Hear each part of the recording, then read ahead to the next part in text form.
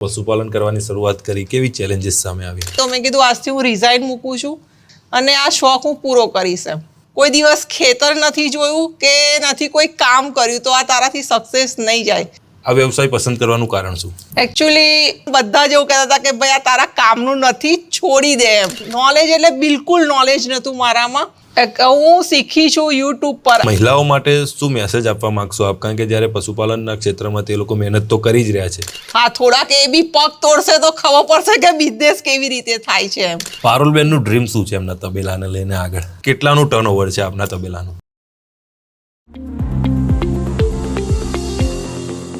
નમસ્તે મિત્રો, ટ્રેન્ડિંગ પોડકાસ્ટમાં આપનું હાર્દિક સ્વાગત છે. આજે વાત કરવી છે પશુપાલન વિશે. પશુપાલન ક્ષેત્રે ઘણી બધી મહિલાઓ એવી છે કે જે લોકોએ એક ઐતિહાસિક સિદ્ધિ હાસિલ કરી છે અને તેવા જ એક મહિલા પશુપાલક અત્યારે આપણી પાસે ઉપસ્થિત છે, પારુલબેન પટેલ. પારુલબેન, આપનું સ્વાગત છે. બેન, જે પ્રમાણે પશુપાલન વ્યવસાયમાં આપ આવ્યા તે પહેલાં એક શિક્ષક તરીકે આપ ફરજ બજાવી રહ્યા હતા. આ વ્યવસાય પસંદ કરવાનું કારણ શું? એકચ્યુઅલી આ એક મારો શોખ બી હતો અને એક એ બી હતું કે કોઈના નીચે રહીને કામ કરવું એના કરતાં બેટર છે કે આપણો બિઝનેસ હોય તો સારું. અને પ્લસ કે હું આ બિઝનેસ ચાલુ કરું તો બીજાને બી રોજીરોટી મળી શકે. આ મેઇન મારું કારણ હતું. શિક્ષક તરીકે આપ સક્સેસફુલ જોબ કરી રહ્યા હતા અને અચાનક પશુપાલનના વ્યવસાયમાં આવવા માટેનો નિર્ણય કેવી રીતના લીધો? એકચ્યુઅલી શિક્ષકમાં તો હતી પણ એ રાજીનામું મૂકવા પાછળ બી એક કારણ હતું કે પપ્પાને પેરાલિસિસ થયો તો સ્કૂલમાંથી મને રજા નહીં આપી. તો પછી મને એમ થયું કે પેરેન્ટ્સથી ઉપર તો કોઈ છે નહીં. તો મેં કીધું આજથી હું રિઝાઇન મૂકું છું. 1.5 વર્ષ પછી પપ્પાની ટેક કેર કર્યા પછી મેં આ વિચાર્યું કે ના ભાઈ, હવે હું પશુપાલન જ કરીશ એમ. એક મારો શોખ બી હતો અને આ શોખ હું પૂરો કરીશ એમ. બાકી એ વખતે મારા ફેમિલીમાં કોઈ મારી સાથે નહોતું. બધાનું કહેવું એવું હતું કે જે રીતે તું રહેણી કહેણી તારી છે, કોઈ દિવસ ખેતર નથી જોયું કે નથી કોઈ કામ કર્યું તો આ તારાથી સક્સેસ નહીં જાય. પણ આજે હું કહું કે મારા પપ્પા કે મારું ફેમિલી બધા મારી જોડે સપોર્ટમાં છે અને પ્લસ કહે છે કે ભાઈ પ્રાઉડ ઓફ માય ડોટર. ખેતર નહોતું જોયું પારુલબેન, અને જ્યારે પશુપાલન કરવાની શરૂઆત કરી, કેવી ચેલેન્જીસ સામે આવી? ચેલેન્જીસમાં બહુ સ્ટ્રગલ કરી છે કે દરેક જગ્યાએ ફરીને બધાના ફાર્મ શરૂઆતમાં હું જોવા જતી હતી. પછી મને એમ થયું કે ના, કંઈક તો હશે જ આમાં, તો બધા કરે છે એમ. તો મેં કીધું એક ગાય મને લાવવા દો ઘરમાં. તો એક ગાયથી મેં શરૂઆત કરી. પ્લસ મેં ઘરના પૈસાથી એક માણસ રાખીને મેં પગાર પે કર્યો એનો. અને પ્લસ શરૂઆતમાં એટલું નોલેજ એટલે બિલકુલ નોલેજ નહોતું મારામાં કે હું ગાયને કેવી રીતે શું કરવાનું છે, કે બીમાર છે, ખાય છે, નથી ખાતી, કે ભાઈ એનામાં વિયાણ ક્યારે છે કે શું, કોઈ જ નોલેજ નહોતું. 0% હતું એમ. છતાં બી સાહસિક એમ હારીને હિંમત એમ કે ભાઈ નથી કરવું મને એમ. અને પ્લસ જ્યારે મેં એક સાથે 10 ગાય ઉતારી હતી, એમાંથી 3 ગાય તો ઓફ થઈ ગઈ હતી. છતાં તે વખત બી મારા ફેમિલીએ કીધું કે આ વસ્તુ તારા કામની નથી. તું આ જે કરી રહી છું ને એ ખોટા, તું પૈસા બી બગાડે છે, પ્લસ તારો ટાઈમ બી વેસ્ટ કરે છે. તું આ છોડ દે. જે છે કોણ એવું કહેતું હતું ઘરમાં? ઘરમાં મારા પપ્પા, મમ્મી બધા જ એમ. મારા હસબન્ડ બધા જ એવું કહેતા હતા કે ભાઈ આ તારા કામનું નથી, છોડી દે એમ. જે છે આપણે એક માણસ રાખીને આ કરશે. તું તારો જે ક્લાસીસ ચાલે છે કે તું તારા જે લોયરના ત્યાં જો પાર્ટ ટાઈમ જોબ કરે છે એ સ્ટાર્ટ રાખ. બરાબર. તો બી મેં કીધું કે મારે હું આમાંથી ક્યાંય જઈશ નહીં. કરવું છે તો કરવું છે એટલે કરવું જ છે એમ. બાકી હું આમાંથી હવે હિંમત નહીં હારું ને હું જઈશ બી નહીં. આ કયા વર્ષની વાત છે પારુલબેન? આ 2016ની વાત છે. 2016 અને આજે ચાલી રહ્યો છે 2024. પણ 2024માં અત્યારે કેટલું દૂધ ઉત્પાદન થાય છે અને કેટલાનું ટર્નઓવર છે આપના તબેલાનું? આજે 550 લીટર દૂધનું ટર્નઓવર છે મારું. પર ડે 550 છે અને વર્ષનું મારું ટર્નઓવર છે 65 લાખ. 65 લાખ. જી હા મિત્રો, જ્યારે પરિવારના સભ્યો જ્યારે કહી રહ્યા હતા કે આ જે વ્યવસાય છે તે બંધ કરી દો, અને એક મક્કમ નિર્ધાર સાથે પારુલબેને આ વ્યવસાય ચાલુ રાખ્યો અને આજે 65 લાખ રૂપિયાનું દૂધ ઉત્પાદન કરે છે. ખૂબ મોટી અમાઉન્ટ છે પારુલબેન.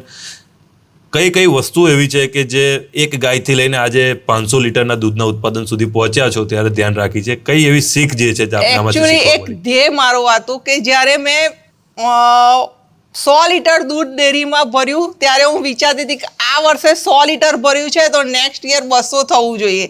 200 થવું ત્યાર પછી વિચાર્યું કે ભાઈ નેક્સ્ટ યર મારું 400 તો થવું જ જોઈએ એમ એક આ ધ્યેય રાખીને આજે આટલા સુધી પ્રોગ્રેસિવ ગ્રાફ હા. પર વિશ્વાસ રાખો છો. આજે 550 લીટર થયું છે દૂધ, છતાં બી હું વિચારું છું કે નેક્સ્ટ યર મારું 600 થી 700 લીટર દૂધ ડેરીમાં થવું જોઈએ ડેલીનું.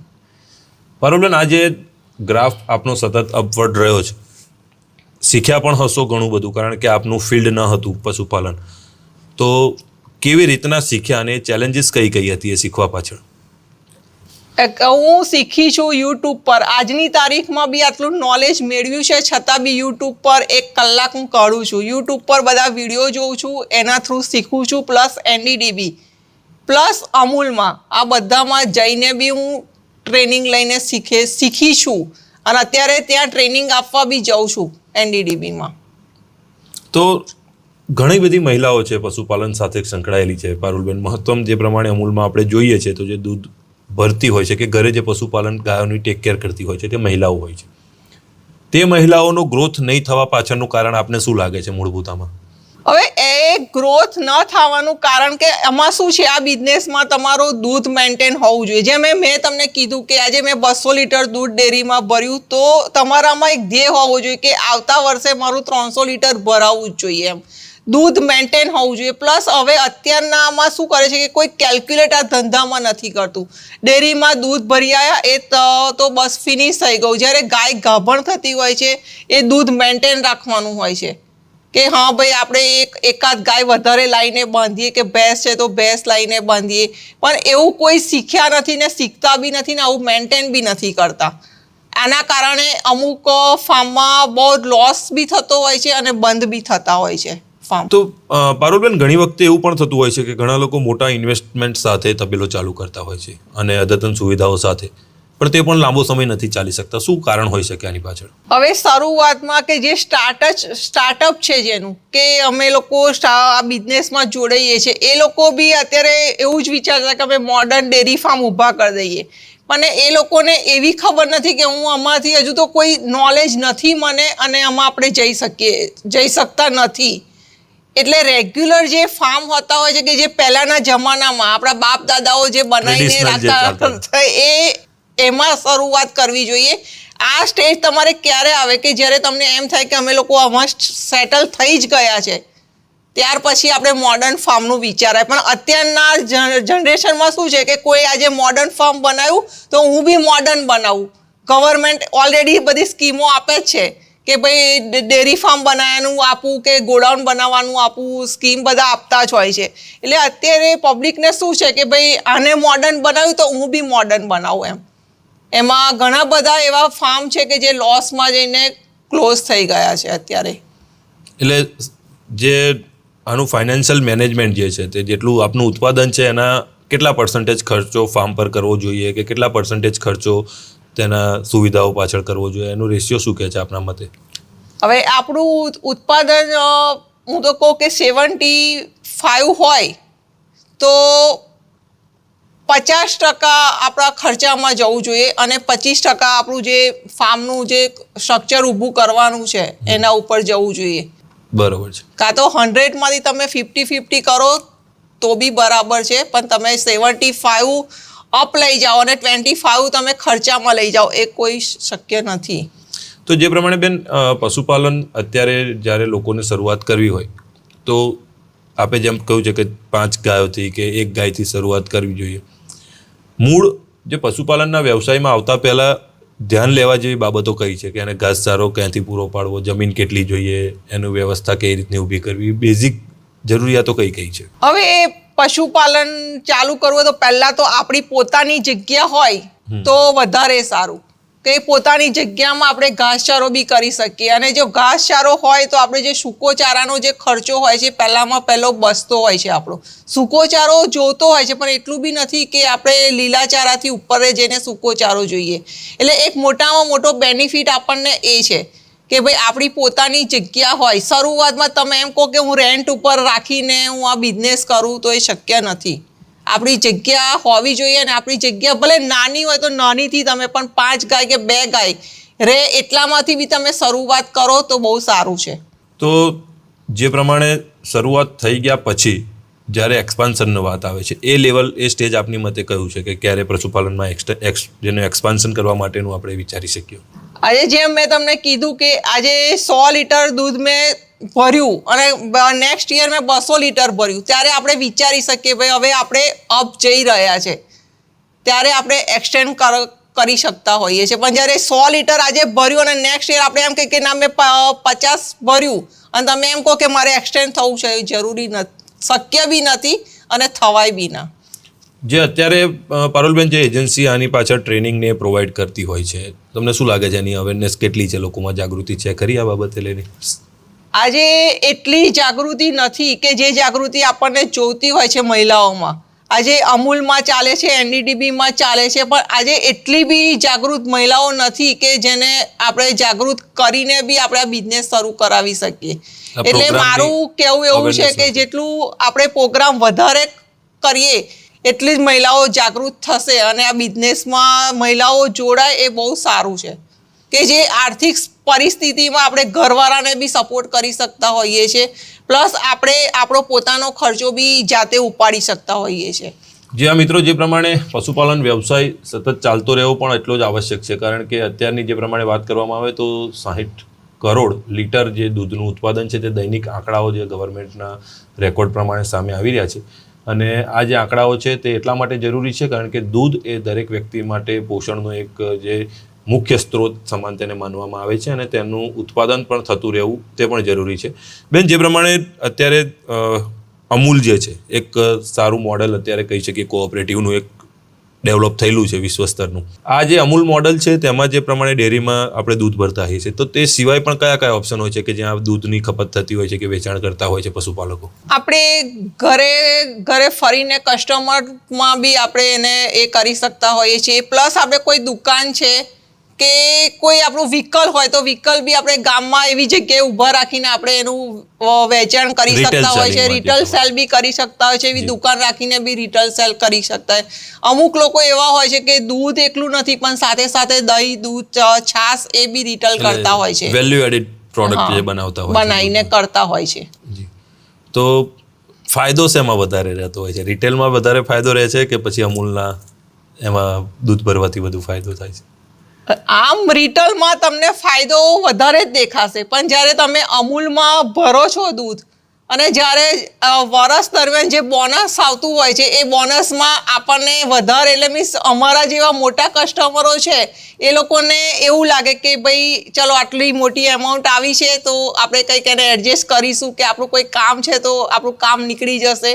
રિટેલમાં તમને પૈસા મળે છે પણ એ પૈસા આવે એવા સીધા આપણા વપરાઈ જતા હોય છે, એટલે આપણને કોઈ હિસાબ જેવું લાગતું નથી. એમ આયા તો વાપરો, ચલો બસ પતી ગયું આપણું કામ. તો જે સામટી મૂડી અમૂલમાંથી કેટલી મળી છે પારુલબેન અત્યાર સુધી મોટામાં મોટી અમાઉન્ટનો ચેક?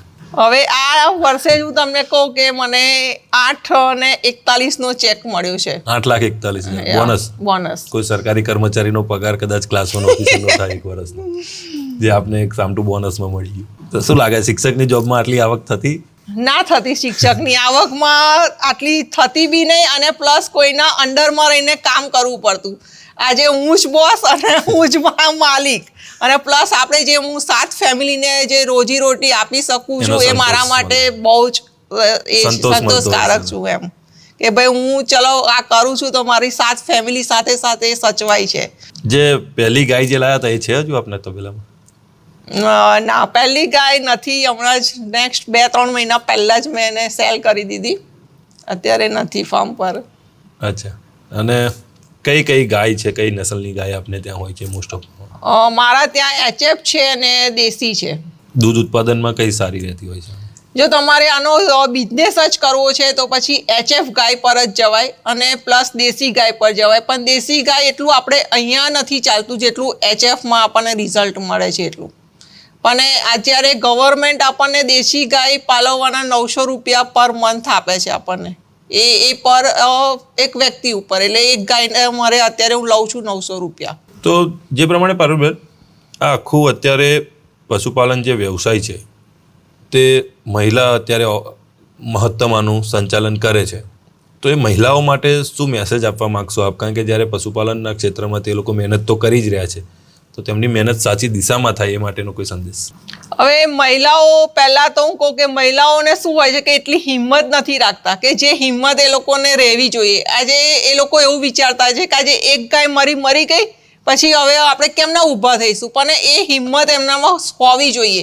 અને પ્લસ મહિલાઓ જે કરતા હોય છે કે ભાઈ આજે ધ્યાન પૂરતું નથી હોતું, કે આજે બસ દૂધ ગાયનું નીકળી ગયું, ડેરીમાં ભરી દીધું, એટલું આપણે નથી જોવાનું. આજે એનું તમે કેલ્ક્યુલેટ કરો કે ભાઈ આપણે કેટલાનું દૂધ થયું, આજે દાણ ખાંડનો કેટલો ભાવ છે, શું છે કે સૂકા, તમે પર ગાયનું તમે એનો એક હિસાબ કાઢો, ગ્રાફ ચાર્ટ બનાવો, ચાર્ટ બનાવો કે ભાઈ કે તમે કેટલું એનું ઉત્પાદન થયું છે, તમને સામે કેટલો નફો નુકસાન છે, એ તમે પરફેક્ટ તમે હશો તો કોઈ બી મહિલા, હું નથી માનતી કે આ ધંધામાં એ કોઈ નુકસાન ભોગવશે. અને જે પ્રમાણે આખું આનું જે માળખું ઊભું થતું હોય છે એ રોટેશન કઈ રીતના ચાલતું હોય છે, ફાઇનાન્શિયલ રોટેશન કઈ રીતના, જેમ કે મહિનાઓમાં પણ એનો ઋતુની પણ અસર થતી હોય છે દૂધના ઉત્પાદન પર, તો એ આખી આપ કેવી રીતના મેનેજ કરો છો? હવે આટલા વરસ થયા છતાં બી મને ઉનાળામાં 2 કે 3 મહિના મને પ્રોબ્લેમ હોય જ છે એમ, પણ છતાં બી એ પ્રોબ્લેમનું સોલ્યુશન એક જ હોય છે કે જે આપણે દાણ ખાડ, એવું નથી કે આપણે એને જાનવરને આપણે ભૂખ્યા રાખવાના છે કે એ છે, એવું નથી, પણ તમે એનું કેલ્ક્યુલેટ કરીને તમે નીચા માર્કાનું ખાંડ કે એનું લાવો, તમે દાણ લાવો, તો એનાથી બી ગાયો અમુક વાર સેટલ થતી હોય છે. મને અમુક લોકો એવા કહેનારા મળ્યા છે કે પારુલબેન તમે કેમ આટલી બધી વાર દાણ બદલ કરો છો? પણ મારો એક જ આન્સર હશે કે તમારું ઉત્પાદન કેટલું છે અને સામે તમારો ખર્ચો કેટલો છે, એ તમારે કેલ્ક્યુલેટ કરવાની જરૂર છે. એવું નથી તમે 10 કે 15 દિવસમાં ગાયો સેટલ થઈ જ જતી હોય, ગાય હોય કે ભેંસ હોય. તમે એ ઋતુ પ્રમાણે તમારે દૂધનું ઉત્પાદન કેવું છે એ રીતે તમારે કેલ્ક્યુલેટ રહેવું બહુ જરૂરી છે. સામાન્ય રીતે વર્ષની અંદર એક ગાય કે ભેંસ જે છે તે કેટલા સમય સુધી દૂધ આપતી હોય છે? ભેંસમાં તમે માનો તો 5 થી 6 મહિના દૂધ આપતી હોય છે અને ગાયમાં 7 મહિના, અમુક લોકો 8-9 મહિના બી લઈ જતા હોય છે કે જે ડ્રાય પીરિયડમાં નથી લઈ જતા. હવે આ તમે એનું રોટેશનમાં ડ્રાય પીરિયડમાં ના લઈ ગયા તો તમને સેકન્ડ યર એ તમને દૂધ આપશે જ નહીં, ગાય દૂધ કે ભેંસ હશે, એટલે એને ડ્રાય પીરિયડમાં લઈ જવું બહુ જરૂરી છે. એટલે આ ટ્રેનિંગ હું જે કહેવા માગું છું કે મહિલાઓને આ બધી ટ્રેનિંગ આપવાની બહુ જરૂર છે કે જે ગામડે જે ડેરીઓ છે ને એ ડેરીઓમાં જ આપણે આવી ટ્રેનિંગ રાખવી જોઈએ કે ભાઈ મહિલાઓને આવી ટ્રેનિંગ આપો કે જેથી કરીને આજે એક છે તો એકમાંથી 5 પશુઓનું એ લોકો ખરીદીને કામકાજ કરી શકે, કે 5માંથી 10 કરી શકે. એટલે મેઇન પ્રોબ્લેમ જ આ છે કે મહિલાઓને ટ્રેનિંગ આપવાની બહુ જ જરૂર છે. તો જે પ્રમાણે એક્સપાન્શનની વાત કરી રહ્યા છો આપ કે 1માંથી 2 ગાય કરવી કે 5 ગાય કરવી, તો એને લઈને લોન્સ પણ ઘણી બેંકમાં અવેલેબલ હોય છે, તો શું સરળતાથી પશુપાલકો માટે લોનની સુવિધાઓ પહોંચી રહેતી હોય છે પશુપાલકોને? લોનની સુવિધા સરળથી પહોંચે છે, પણ એટલા ડોક્યુમેન્ટ્સ બેંકવાળા આપણને માગતા હોય છે કે ભાઈ આ ડોક્યુમેન્ટ્સ લઈ આવો, આ ડોક્યુમેન્ટ્સ લઈ આવો. એટલે અમુક વાર લેડીઝ બી એવું વિચારતી હોય છે કે ભાઈ આ ધક્કા ખાવા એના કરતાં બેટર છે કે આપણે કશું કરવું જ નથી એમ. એના કરતાં થોડું બી આમાં શું કે થોડુંક ઇઝીલી એમ, એવું નથી કે બેંક આપણને એકદમ જ ઇઝીલી કરી દે, પણ થોડું ઇઝી કરે ને તે બહુ સારું છે. કારણ કે આજની લેડીઝો કહો કે જેન્ટ્સ કહો, તમે 1 કે 2 ધક્કા ખાશો એટલે એમ કહેશે કે ના ભાઈ નથી જવું, રહેવા દે, આપણે કંઈ કામકાજ કરવું નથી એમ. આજની જનરેશનમાં આ જોવા ઘણા બધાને મળતું હોય છે એમ. એટલું બી એવું બી નથી હું કહેવા માંગતી કે એકદમ તમે ઇઝી કરી દો. હા, થોડાક એ બી પગ તોડશે તો ખબર પડશે કે બિઝનેસ કેવી રીતે થાય છે એમ. પારુલબેનનું ડ્રીમ શું છે એમના તબેલાને લઈને આગળ? હવે મારું ડ્રીમ છે પહેલું તો હું કે 2 કે 3 વર્ષ પછી પનીર છે કે ચીઝ છે કે બનાવવાનું મશીન મારા ફાર્મમાં હું લાવીશ. અત્યારના ડ્રીમમાં તો છે કે જે ગોબર ડ્રાય થઈને આવે છે એ મશીન મારે 5-6 મહિનામાં લાવવાનું વિચારી રહી છું કે હવે જે મારું ફાર્મ છે એ ફાર્મને થોડુંક અપ લઈ જવા માંગી રહી છું, મોડર્ન કરવા માંગી રહ્યા છો. ના ફાર્મ મોડર્ન નહીં કરું, ટેકનોલોજીકલી ટેકનોલોજી કરીશ. ફાર્મમાં તો કોઈ ખર્ચો એવો નહીં કરું કે જેથી કરીને હું નુકસાનમાં પહોંચું એમ. ખોટો ખર્ચો નહીં કરું દેખાડા માટેનો. તો આ એક કહીએ કે શિક્ષકનું જે સ્વભાવ છે તે આમાં કદાચ રોકી રહ્યો છે એવું કહેવાય? ના એવું બી નથી કે શિક્ષક સામાન્ય રીતે એવું કહેવાતું હોય છે કે શિક્ષક જો સ્વભાવ કરકસર વાળો રહેતો હોય છે. પણ એટલું કરકસર કરતા શું છે કે આપણને એક જ છે કે ભાઈ આપણી ગાય, આપણે જેમ ઘરમાં રહેતા હોઈએ છીએ એવી રીતે ગાયને પૂરતું એ લોકોનું રહેઠાણ હોવું જોઈએ કે જે હવા ઉજાસ હોવી જોઈએ, લાઈટ હોવી જોઈએ. એટલું અનુકૂળ તો મેં મારા ફાર્મમાં બનાવેલું છે. બાકી એનાથી ઉપર કે ભાઈ મારે મોડર્ન ફાર્મ બનાવવું છે એ તો શક્ય જ નથી. બરોબર છે. એટલા મોડર્ન ફાર્મમાં હું પૈસા ખર્ચું એના કરતાં બેટર છે કે એટલી 10 કે 20 ગાયો લઈને બાંધું તો મને એનું ઉત્પાદન એટલું વધારે. એટલે દૂધનું પ્રોડક્શન કેમનું વધારે એ જ પારુલબેનના મગજમાં સતત ચાલે છે એવું છે. તો હવે જે આપનું આ જે ગોબર માટેનું આપ જે કહી રહ્યા છો કે એને ડ્રાય કરીને એનું મશીન, તો એનું માર્કેટ શું છે આપણે? એકચ્યુઅલી એ હજુ મેં જાણકારી મેળવી નથી. હું અત્યારે એક વીકથી એની જાણકારી મેળવવા માટે ફરું છું. અભ્યાસ ચાલી રહ્યો છે? હા, હું અહીંયા પટેલ કંપની છે ત્યાં બી હું જઈને જોઈ આવી છું મશીન. હવે એનું સેલ ક્યાં થાય છે એ 2-3 જણ બનાવે છે, એ હું એને ત્યાં મળવા જવાની છું કે ભાઈ હા તમે એનું સેલ ક્યાં કરો છો, શું છે. પછી હું મારા એ ટાઈમ પીરિયડ આવતા મને 5-6 મહિના નીકળી જશે. કારણ કે કોઈ ઘણી બધી પ્રોડક્ટ અવેલેબલ હોય છે, કોઈ બી જાણકારી વગર લાઈને મૂકી દેવું એ બી શક્ય નથી આપણા માટે. કારણ કે હવે પેલા જે છાણા આપણે ટ્રેડિશનલ જે પ્રસંગોમાં એમાં વપરાય છે એ હવે મોલ્ડેડ છાણા પણ આવતા થઈ ગયા છે. તો એ બધી પ્રોડક્ટ પણ બની શકે, તો એનાથી ઘણો બધો પ્રોફિટ પણ એનહાન્સ કરી શકે પશુપાલક. કારણ કે જ્યારે એનું જે છાણ ને એ છે તેને જનરલી ખાતર તરીકે જ નિકાલ જનરલી કરતા હોય છે બધા, પણ એનાથી આ બનાવ્યા પછી એનું માર્કેટ કેટલું મોટું છે આમાં અત્યારે મારે એમને ટ્રેક્ટરના ટ્રોલીથી સેલ કરું છું તો અત્યારે મારે 2.5 થી 3 લાખ રૂપિયાનું સેલ કરું છું. પણ જ્યારે હું આ મશીન લાવીશ તો મારા અંદાજે લગભગ 4.5 થી 5 નું મારું ડબલ થશે. બરોબર છે. આ મારી ગણતરી છે, હજુ હું ફરી નથી, પણ જે સાંભળ્યું છે એ ઉપરથી હું કહું છું કે જે જાય છે વર્ષ દરમિયાન જે ગોબર જાય છે એનાથી બેનિફિટ થોડો વધારે મને થશે. તો પારુલબેન, જે આ સમગ્ર આપની પશુપાલક તરીકેની જે સફળ છે તો એમાં કેટલા એવોર્ડ આપને મળ્યા છે અને કઈ કઈ સંસ્થા દ્વારા તે એવોર્ડ આપવામાં આવ્યા છે? એ 3 એવોર્ડ મને શ્રેષ્ઠ પશુપાલન તરીકે આપવામાં આવ્યો છે. એમાં 2020માં મને પહેલો એવોર્ડ કલેક્ટર સાહેબના હાથેથી મેં લીધો હતો.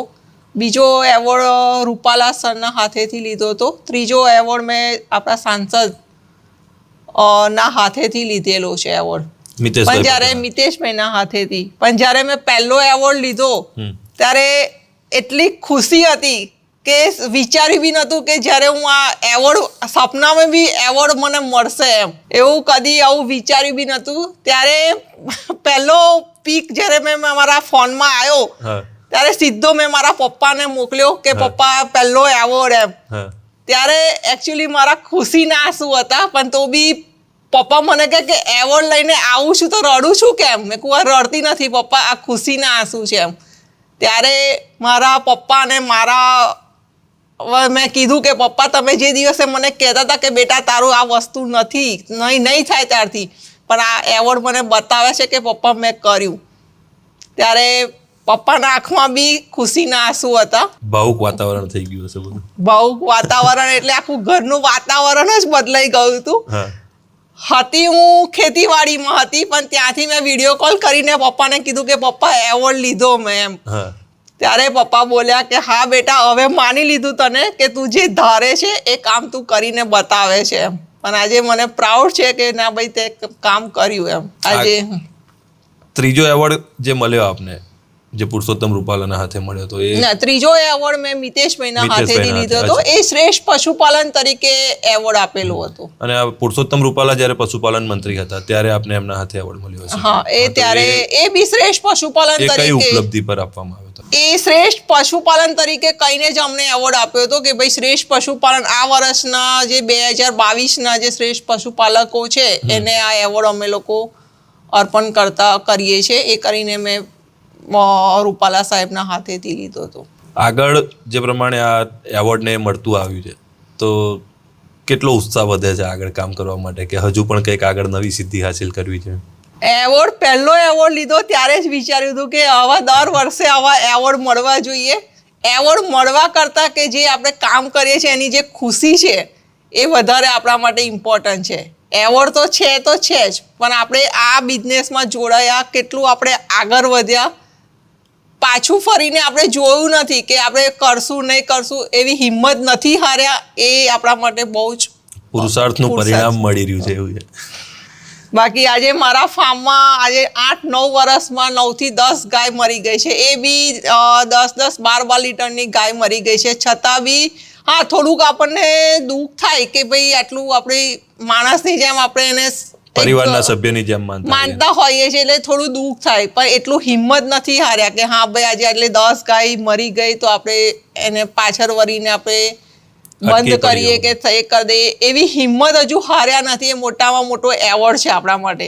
અચ્છા, તો બરોબર. જે પ્રમાણે શરૂઆત કરી પશુપાલનની, શિક્ષકની હશે તો કદાચ 9 થી 5ની એક જોબ હોય, ફિક્સ પીરિયડ ટાઈમે જવાનું, ફિક્સ ટાઈમે છૂટવાનું. પશુપાલનના વ્યવસાયમાં આવ્યા પછી હવે રૂટીન કેવું છે? રૂટીનમાં સવારે તો હું ફાર્મ પર નથી જતી, પણ બપોરે 2:30 વાગે એટલે 2:30 વાગે ફાર્મ પર ટચ થઈ જાઉં છું. 2:30 વાગે ત્યાંથી ટચ થયા પછી 7-7:30 આણંદ હું પાછી આવું છું. બાકી ટાઈમમાં 2:30 વાગે એટલે ફાર્મ પર જવાનું, એટલે જવાનું, સવારનું બધું મેનેજ કરીને આવવાનું. એ શું ડ્યુટી શું હોય ત્યાં, રોલ શું હોય તમારો 2:30 વાગ્યાથી 7 વાગ્યા સુધીમાં ફાર્મમાં? 2:30 વાગ્યાથી 7 વાગ્યા સુધી પહેલું તો દરેક ગાયને હું પહેલાં જઈને હું ચેક કરું કે ભાઈ કોઈ ગાયને કંઈ પ્રોબ્લેમ છે કે નહીં. પછી એની દાણખાણમાં ભૈયા લોકો શું કરે છે શું ને એ ચેક કરું છું. પ્લસ હું મશીનમાં જાતે ઘાસ કટિંગ કરું છું. એમાં મારા 1.5-2 કલાક જાતે નીકળી જતા હોય છે. ફિઝિકલ એક્સરસાઇઝ પણ થઈ જાય છે. અને વર્ષમાં હું એક આમાં પોઈન્ટ કહીશ કે અમુક લોકોને સૂક ચડતી હોય છે કે ભાઈ ગોબરમાં હાથ ના નખાય, આ ના થાય, તે ના થાય.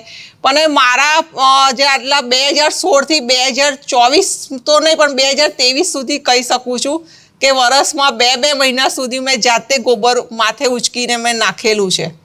કારણ કે 2 મહિના તો ના આવે તો ના જ આવે. માણસ એમ કે ભાઈ આજે મારે મેરેજમાં જવાનું છે, આજે અહીંયા જવાનું છે, એટલે અમુકને સૂક બી ચડતી હોય છે. પણ એ વસ્તુ આ બિઝનેસમાં ના હોવી જોઈએ. જાતે આપણે કરશું ને તો માણસો બી આપણને જોઈને કરશે. આજે અમુક વાર શું થતું હોય છે કે ઘાસ કાપવાવાળા નથી આવતા, તો હું એમ કહું કે લાઈને હું જ કાપવાનું શરૂઆત કરું. તો મારા ભૈયા ત્યાંથી જોતા હોય કે ભાઈ હા મેડમ કાપે છે, તો એ ભૈયા કહેશે કે અડધો કલાક આપણું કામ મોડું કરશું, પણ મેડમ કાપે છે ને આપણે જઈએ કાપવા માટે. એટલે મેઇન કહેવાનો પ્રોબ્લેમ કે આપણે જાતે જેટલું કરશું ને એટલું માણસો બી આપણને એટલા જ હેલ્પફુલ થતા હોય છે. પણ આપણે ત્યાં જઈને પછી મેડમ પણ કરીએ તો એ લોકોને એમ જ થાય કે આઈને મેડમ બેસે છે ને તો થાય છે, રહે છે, ખ્યાલ પણ નથી આવતો. એટલે આપણે જાતે કરવું બહુ જરૂરી છે. કેટલી એફર્ટ આલવી પડે છે, કેટલી મહેનત કરવી પડે છે, કેટલા ટાઈમમાં કામ પૂરું થાય છે એ પણ સમજવું જરૂરી છે. ટાઈમ ટુ ટાઈમ તમે આમાં કામ કરશો તો આપણને બી એટલી મુશ્કેલી નહીં પડે, પ્લસ માણસોને બી એટલી. અને મેઇન કે 2016 થી જ્યારથી ફાર્મ ચાલુ કર્યું છે અને સાથે સ્ટાફ મારો એનો એ છે આજે 2024 થી. અચ્છા, એટલે HR પોલિસીસ પણ તમારી બહુ મજબૂત છે એવું કહેવાય આમાં. કારણ કે જ્યારે કોઈ બિઝનેસ ચાલુ કરે તો સૌથી વધારે ચેલેન્જીસ સ્ટાફ મેનેજમેન્ટની આવતી હોય છે. અમુક ફાર્મ બંધ થવાના કારણો બી એ છે કે એ લોકોને માણસો નથી મળતા, કે માણસો મળે તો પૂરતું કામ નથી કરતા. એના હિસાબે બી એવા સાંભળ્યા છે કે એના કારણે બી ફાર્મ બંધ થતા હોય છે. પણ મારા માટે એટલું સારું છે કે એટલાથી 2016 થી આજ સુધીમાં એક જ સ્ટાફ છે. એના એ સ્ટાફથી ચાલી રહ્યું છે આખું. બરાબર. તો જે પ્રમાણે હવે પારુલબેન એમના તબેલાને ટેકનોલોજીકલી સાઉન્ડ કરવા માગે છે અને જે આખું નવી સિસ્ટમ છે તેના થકી હવે જે બાય પ્રોડક્ટ પણ છે તેનાથી કેમનું વધારે આર્થિક પગભર થઈ શકાય તે દિશામાં કામ કરી રહ્યા છે પારુલબેન. મિત્રો આપને જણાવી દઉં કે એક શિક્ષક તરીકે ફરજ બજાવતા હતા. વર્ષ 2016 સુધી તેઓ એક સંસ્થામાં શિક્ષક તરીકે ફરજ બજાવી રહ્યા હતા અને ત્યાંથી જે છે તેમને જે આરોગ્ય તેમના ફાધરનું બગડ્યું અને ત્યારબાદ તેમણે નિર્ણય લીધો કે હવે તે તેમના ફાધરનું ધ્યાન રાખશે. તેને લઈને રિઝાઇન કર્યું અને હવે પશુપાલન કરી રહ્યા છે. 60 લાખ રૂપિયા સુધીનું દૂધ તેઓ વાર્ષિક અમૂલ ડેરીમાં જમા કરાવે છે અને કોઈ પણ એક સારા અધિકારીનો જે વાર્ષિક પગાર હોય છે તેટલું તેઓ આમાંથી બોનસ મેળવી રહ્યા છે અને મહિલાઓને પ્રોત્સાહિત કરી રહ્યા છે કે તેઓ પણ આ વ્યવસાયમાં પગભર થઈ શકે છે અને પોતાની જે આર્થિક વધારે સ્થિતિ જે છે તે વધુ સારી કરી શકે તે પ્રકારે તેઓ પ્રયત્ન કરી રહ્યા છે. પારુલબેન અમારી સાથે જોડાયા અને આટલી વિસ્તારથી વાતચીત કરી તે બદલ આપને ખૂબ ખૂબ આભાર. અને આ જ પ્રકારેના જો આપને પારુલબેનનો જે તબેલો છે તેની વિઝિટ કરવી હોય તો એડ્રેસ પણ પારુલબેન આપ કહેશો કે દર્શક મિત્રોને જો આપને આ સાઇટ પર વિઝિટ કરવા આવવું હોય તો. મારું ફાર્મ સારસા છે, પારુલ ડેરી ફાર્મ, અને મોતીપરામાં નારાયણ પોલ્ટ્રી પાછળ છે. કોઈ બીને આવવું હોય તો વેલકમ. ખાલી નંબર મારો 9429071196 છે, એના પર ઇન્ફોર્મ કરીને કોઈ બી આવી શકો છો. જી હા, તો આપને ઓપન ઇન્વિટેશન આપી રહ્યા છે પારુલબેન. તો આપ પણ જો આ વ્યવસાયમાં આગળ વધવા માંગતા હો અથવા આની વિશેની વિસ્તૃત અને સાચી માહિતી મેળવવા માંગતા હોય તો આપ પારુલબેનનો સંપર્ક કરી શકો છો કે જેઓ તેમના અનુભવથી તેમને જે શીખેલું છે ને તેમને જે સિદ્ધિ હાસિલ કરી છે તેને લઈને તેઓ પણ આપને માર્ગદર્શન આપશે. આવા જ વધુ નવા પોડકાસ્ટ સાથે આગળ ફરી મળીશું. ત્યાં સુધી રજા આપશો. નમસ્કાર.